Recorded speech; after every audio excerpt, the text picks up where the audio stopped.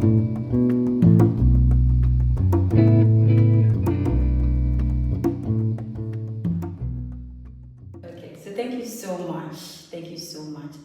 personally connected with what you said about who wears the shoes knows where it pinches the most.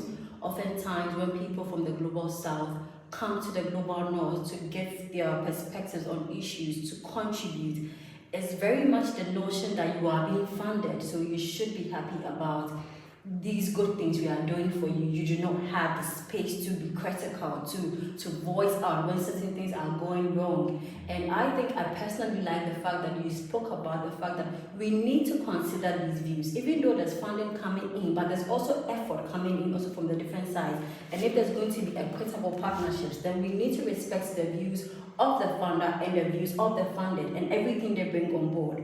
So I mean, going forward, what would you say will be your recommendation for people who put together global projects or funding opportunities like this for people from the global south to ensure that there's more productive partnerships coming from both spaces?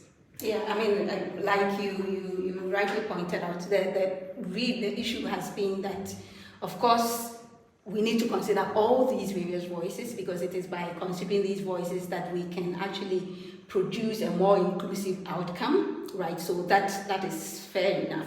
Now, I think that when it comes to this issue, in principle, the message is clear.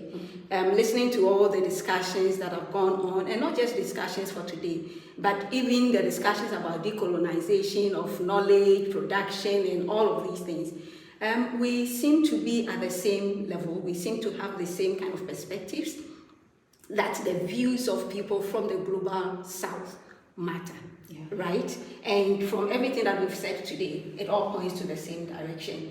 But then it's one thing saying that this is what we agree on, and then it is another thing when it comes to what actually happens on the ground.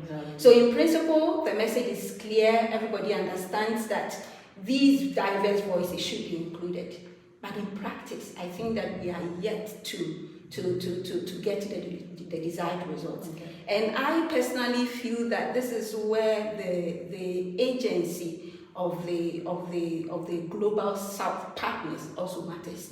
And I mean, of course, as a Ghanaian, I probably would want to talk about this thing that we say in Ghana about having this a Kafo Didi attitude. Yeah. And I'm just going to explain what the Kafo Didi attitude is. So for me, the Kafo Didi attitude is like, literally translates as the one who is in debt also has the right to eat, exactly. Right? And so it's not just because you are giving me the money, then I don't have a voice.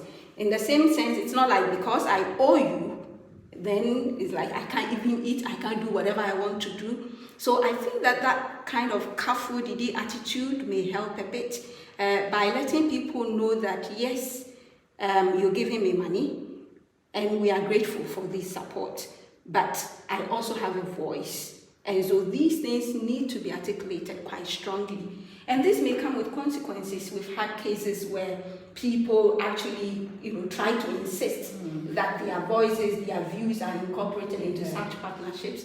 Thank you very much. I think practically what you're saying is we should begin to change the narratives, both for the global north and for the global south. Begin to change the narrative for very useful cooperations between both spaces. Exactly. Thank you so much. Thank you. And this was a fruitful discussion. Thank you. Yeah, I mean, of course. And I'm actually looking forward to, the afternoon workshop where hopefully we'll take the discussion, the discourse further. Yeah, so I'm just looking forward to that. Thank you so much. And thank you for having me. You're welcome.